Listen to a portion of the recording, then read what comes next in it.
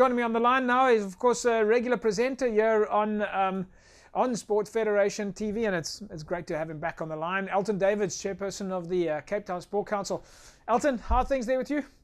JP, all good, all good. It's wonderful and snug in my house, but as opposed to being outside in Cape Town. It's wonderful winter for now.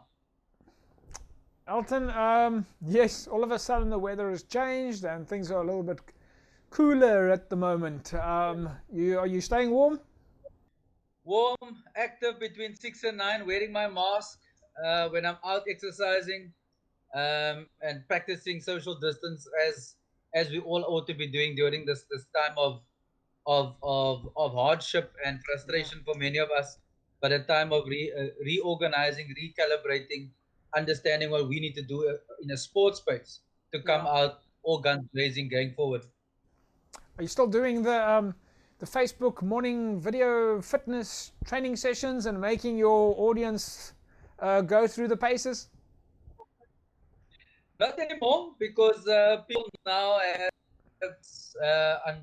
under level 4 between 6 and 9 to do their own activities, and I'm doing a lot of private coaching via Zoom. Right.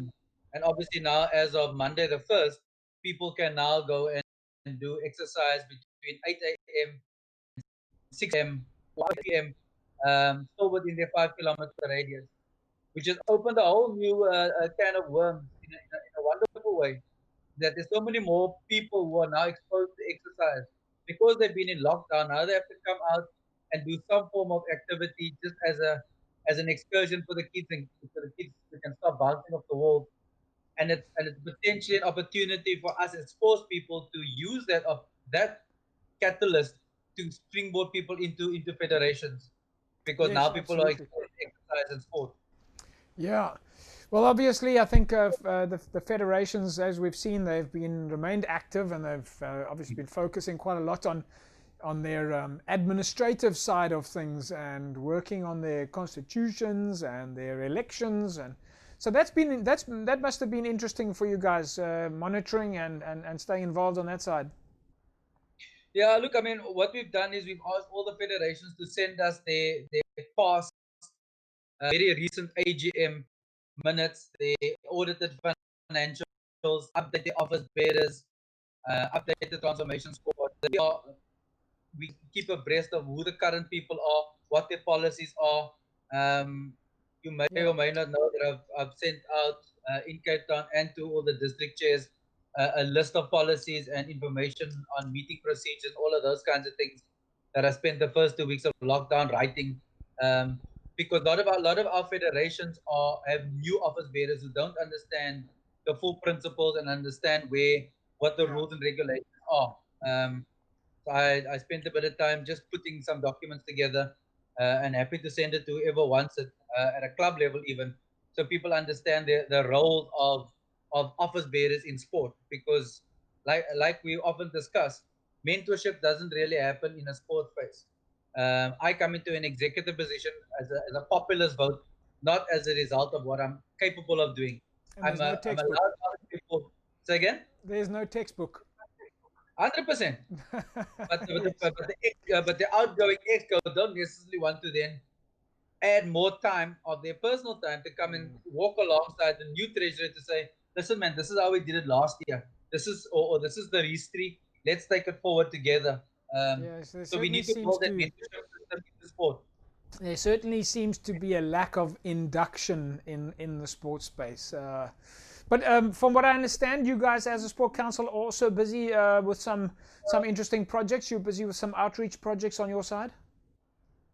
Yeah, what we've done is the Western Cape Provincial Sport Confederation has thankfully given each district 5,000 rand to a COVID-19 project, and we as Cape Town has added our money. Obviously, we can't have workshops, so we've taken our workshop money and we've added that to the pot, which gave us about 45,000 rand. And we've put out a request for federations to our federations to ask for needy people, needy of their members. And as of last night, we have 124 food parcels we'll distribute 18 toiletry parcels, Fantastic. and 40 electricity vouchers for members of Cape Town Sports Council federations, and they will partner with us to do the distribution. That's great stuff, Elton. I just got to ask, what made you think of electricity?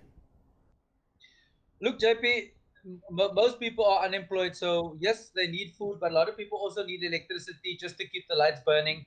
They may have food, they may have bought food stockpiled just before lockdown, but they may not have money for electricity. So yeah, so in my personal space, I have a policy of not giving people money who are in need, because the money doesn't get used for what its Yeah, intended purpose always. So we took a stance that we'll give toiletry packs, we'll give food hampers, and we will give electricity, but people can't apply for all three, yeah, just so that yeah. we can, because we know there's a big need, so we need to spread it as broadly as we can with the limited amount of funds that we have. Yeah, it's fascinating that there's sometimes one takes things for granted, and during the process you realize which are the things we didn't think about. We know that folks are struggling, many out there are struggling with basic nutrition, but one comes to realize quite quickly that something like electricity is a critical need as well. Elton, I think we're gonna leave it at that. Maybe a shout out from your side, a last message for the viewers. I think I just want to reiterate that sport has the power to change the world, as Nelson Mandela has said. And now that we move out of level 4 into level 3, doesn't mean that we can go back to where we used to be in terms of a sports space. Yes, we are now can do professional sport from the non-contact sport, but us as amateur sports persons still need to maintain the rule of law, still need to be indoors, still need to maintain social distancing, and exercise with a mask, and try and stay within the 5 kilometer radius as hard as it is, and to stay away from the group activities. Yeah, Because even, and I'll use a simple example of tennis. We go out and play social tennis. I hit the ball, you pick up the ball. I don't know if if you're asymptomatic. 2 weeks later, we both have it, because and those are the kind of things that people take for granted. We yeah, go out and yeah. we have a social activity, but the ultimate goal is to try and keep away from our friends and family at this point, because we love them and want to keep them safe. Yeah, it's very difficult, but it's these kind of messages that keep reminding folks to practice the disciplines of the health and safety protocols. So no, I think those are wise words, and probably one of the reasons why you're the chairman of the council.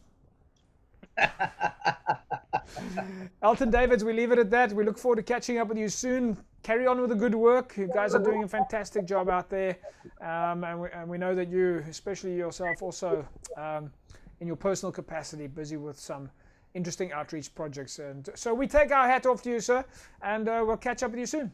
Right, folks, Elton Davids there, of course, chairperson of the Cape Town Sport Council. And if you want to find out more about the Cape Town Sport Council then and their activities and what they're up to, go and visit www.ctsportcouncil.org. They're busy with some fantastic initiatives, and that's exactly what it is that we're expecting from our leadership in sport in South Africa.